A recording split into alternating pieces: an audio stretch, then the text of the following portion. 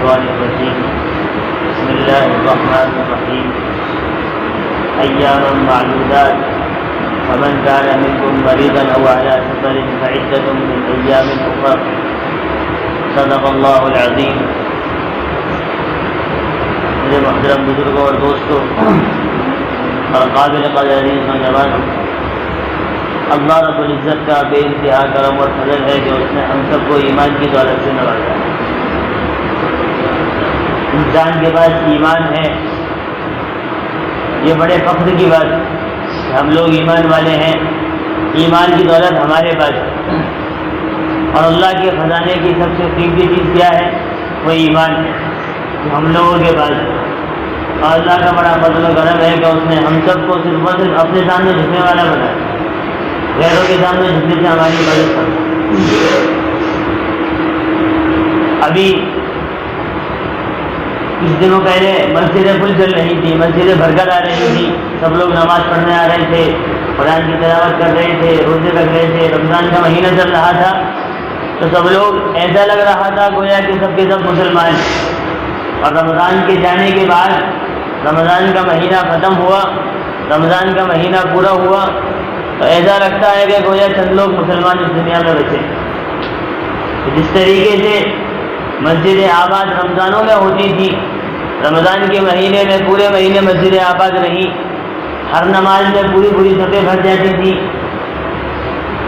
رمضان کے مہینے کے علاوہ کسی اور مہینے میں پوری صفیں نہیں بھرتی، نہ مسجدیں بھرتی ہیں، بلکہ رمضان کا مہینہ ایک ایسا مہینہ ہوتا ہے گویا کہ پوری دنیا لگتی ہے کہ مسلمان ہے.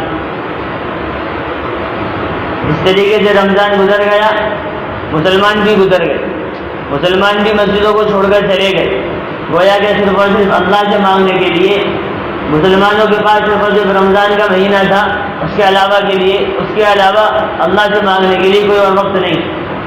اللہ کو راضی کرنے کے لیے، اللہ کو منانے کے لیے رمضان کے علاوہ جو اور دن ہیں اور مہینے ہیں اور ایام ہیں ان میں ہمیں اللہ سے مانگنا نہیں ہے، اللہ کی عبادت نہیں کرنی.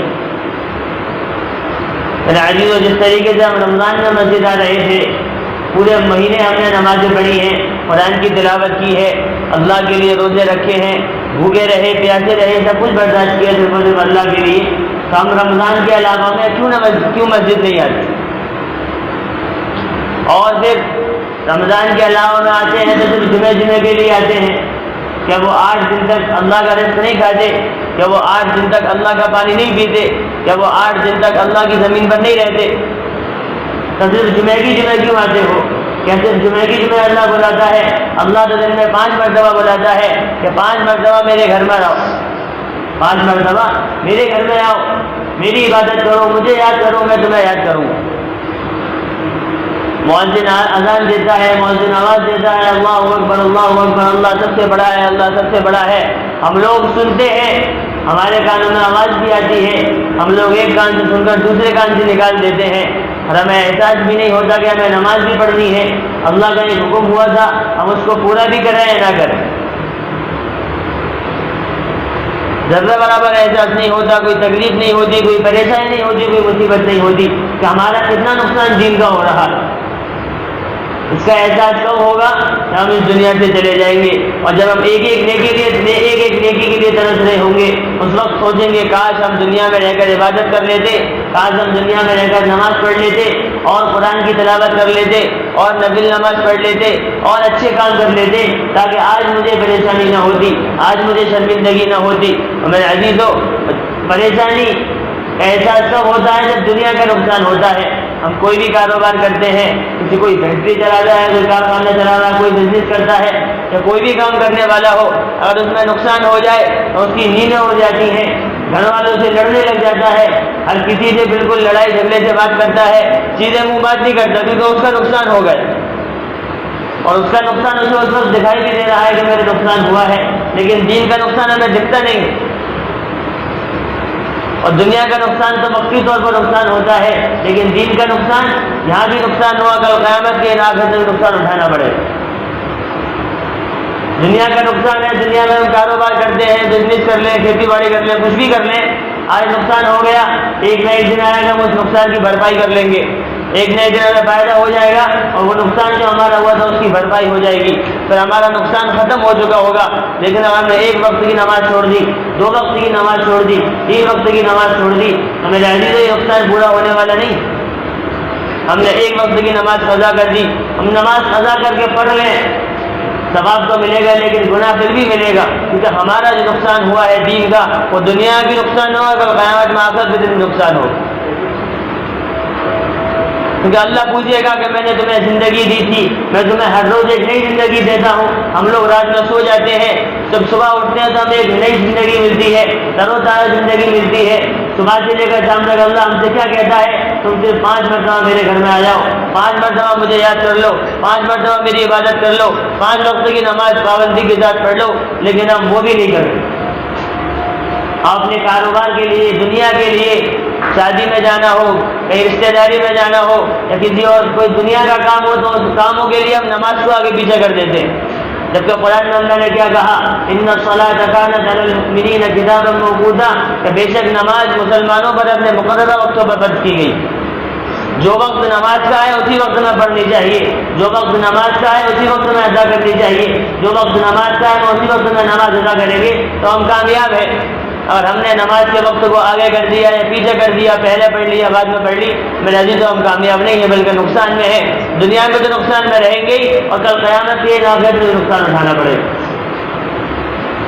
اور دنیا کا نقصان کوئی نقصان نہیں ہوتا ہے، ہم کل قیامت کی پوری دنیا کے سامنے ہمیں ذلیل کیا جائے گا، رسوا کیا جائے گا، سب کے سامنے ہمیں جہنم میں ڈالا جائے گا، تو اس وقت ہمارا کیا حال ہوگا؟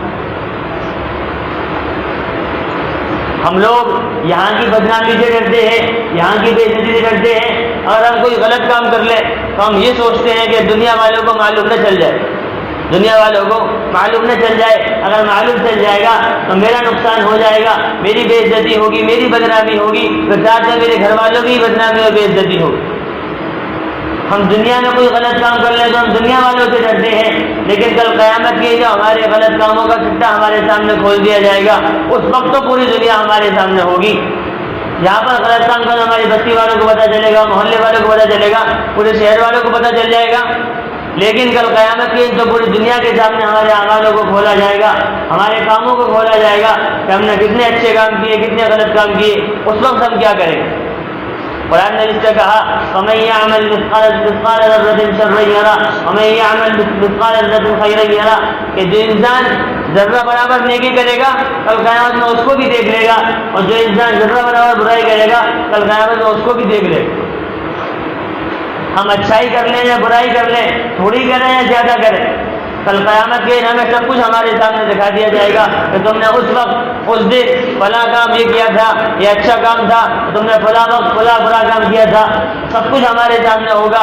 اس وقت ہم افسوس کریں گے کہ کاش ہم اس وقت یہ کام نہ کرتے، آج ہمیں شرمندگی محسوس نہ ہوتی، بے عزتی نہ اٹھانی پڑتی۔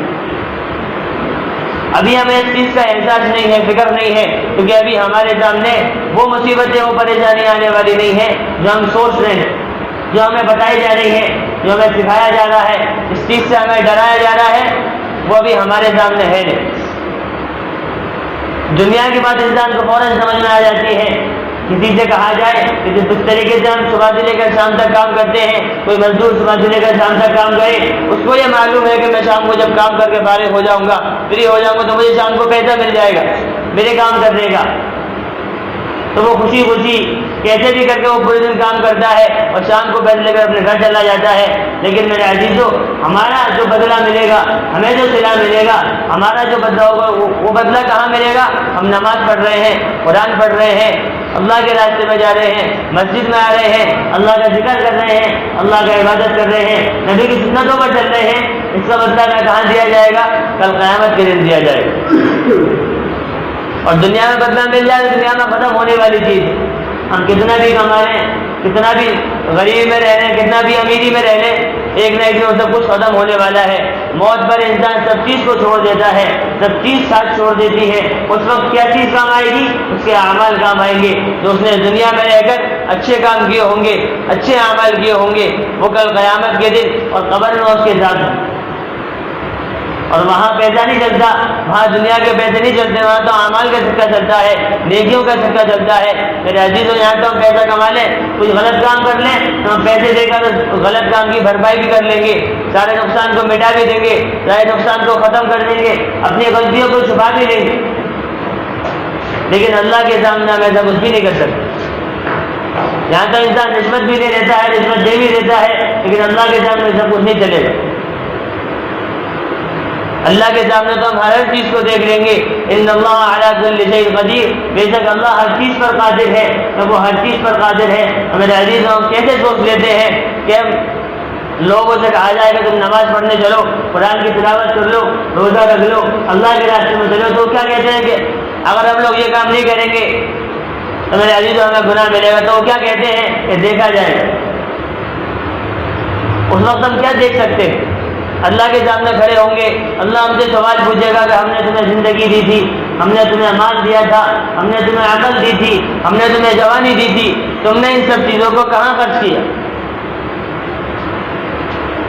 اس وقت ہم کیا جواب دیں گے کہ ہم دنیا میں تھے، دنیا کمانے میں، دنیا خرچ کر، دنیا کمائی اپنے بال بچوں پر، اپنے گھر والوں پر خرچ کیا۔ اس وقت ہم کیا جواب دیں گے؟ یہ جواب دیں گے۔ اللہ کے نبی پوچھیں گے کہ میری سنتوں پر تم نے عمل کیا نہیں کیا، تو اس وقت ہم کیا کہیں گے؟ ہم ایک ایک سنتوں کو چھوڑتے ہوئے چلے جاتے ہیں، سر کے بالوں سے لے کر پیر کے ناخن تک کتنی سنتیں ہمارے جسم کے اندر ہے کہ ہم ان پر عمل کریں۔ ہم بال کیسے کٹاتے ہیں؟ انگریزی بال کٹاتے ہیں، فیشن والے بال کٹاتے ہیں، داڑھی رکھنے کو کہا جائے تو داڑھی نہیں رکھتے، سنتی لباس پہننے کو کہا جائے تو ہم سنتی لباس نہیں پہنتے، کہا جائے کہ پاجامہ ٹخنا شروع کر لو تو نہیں کرتے۔ ساری کی ساری سنتیں ہمارے نبی صلی اللہ علیہ وسلم کی ہیں کہ جس نے ہماری خاطر، اس دین کے خاطر تکلیفیں برداشت کی، قربانیاں برداشت کی، اگر وہ قربانی برداشت نہ کرتے، وہ تکلیفیں برداشت نہ کرتے تو یہ دین ہم تک نہیں پہنچ سکتا۔